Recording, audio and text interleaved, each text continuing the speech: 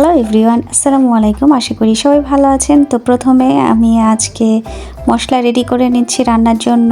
তো নিয়ে নিলাম এলাচ, দারচিনি, লং, জিরা এবং স্টার অ্যানিস, সেই সাথে তেজপাতা, দারচিনি সব কিছু দিয়ে প্রথমে এই সব মশলাগুলো আমি থেতনাতে থেতো করে নিচ্ছি। তো আজকে আমি করব বিফ ভুনা এবং অবশ্যই গ্রেভি করে এবং মজা করে। তো আমি কিন্তু এই গরম মশলাগুলো তেলের মধ্যে দিয়ে কিছুক্ষণ ফ্রাই করে নিলাম।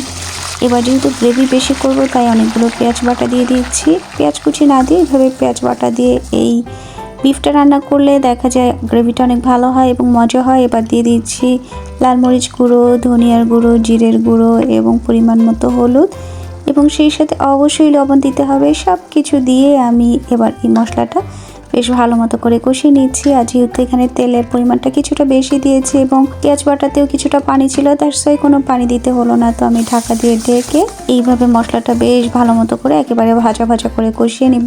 আর মশলা যে কোনো রান্নাতে যত ভালো করে কষানো হয় খেতে ততই ভালো হয়। আর আমি এখানে তেলের পরিমাণটা কিছুটা বেশি দিয়েছি, কারণ আজকে আমি যে বিফটা নিয়েছি বিফের মধ্যে কোনো চর্বি নেই, প্লাস সেই সঙ্গে হাড়ও নেই, শুধুমাত্র সলিড মাংসগুলো মিডিয়াম সাইজ করে কাটা ছিল।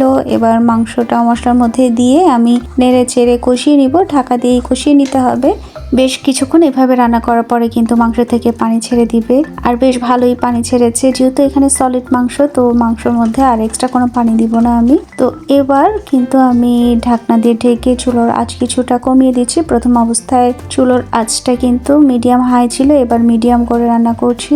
মাংস থেকে কিন্তু আরও অনেক ঝোল ছেড়ে দিয়েছে, তো তেলটাও অনেকটা উপরে উঠে এসেছে। মশলাটা যেহেতু আগেই ভাজা ভাজা করে নিয়েছিলাম, রান্নার গ্রেভিটা অনেক সুন্দর হয়েছে। এই রান্নাটা কিন্তু নর্মাল পোলাও দিয়ে খেতে ভালো লাগে এবং নর্মাল চালের রুটি, বাটা রুটি, যে কোনো রুটি দিয়ে খেতে ভালো লাগে, আর ভাত দিয়ে তো খেতে এমনিই ভালো লাগবে। তো মজা করার জন্য আমি এবার দিয়ে দিচ্ছি রসুন কুচি এবং আদা কুচি একটি ফ্রাই প্যানে তেলের মধ্যে দিয়ে দিলাম। প্রথমে কিন্তু আমি রান্নার শুরুতে রসুন এবং আদাটি দেইনি, তো আদাটি এইভাবে কুচি করে তেলের মধ্যে দিয়ে একেবারে রেড ব্রাউন করে ভেজে আমি মাংসের উপরে দিয়ে দিচ্ছি।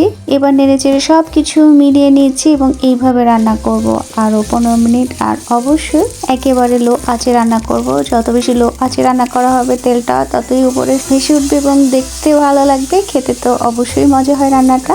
আর আমি এভাবে একটু সময় নিয়ে কম আঁচে মাংসটা রান্না করে নিচ্ছি, তাহলে মাংসটা অনেক বেশি সফট হবে। আমার কাছে গরুর মাংসটা বেশি সফট হলে খেতে ভালো লাগে, বিশেষ করে যখন হাড় ছাড়া থাকে তখন। সো এই ছিল আজকের আমার মজা করে গরুর মাংস রান্নার রেসিপি। হোপফুলি আপনাদের সবাই ভালো লেগেছে। আর যখন যার যেভাবে সুযোগ হবে তখন চেষ্টা করবেন নতুন নতুন রান্না করতে এবং ডিফারেন্ট টাইপের কিছু খেতে।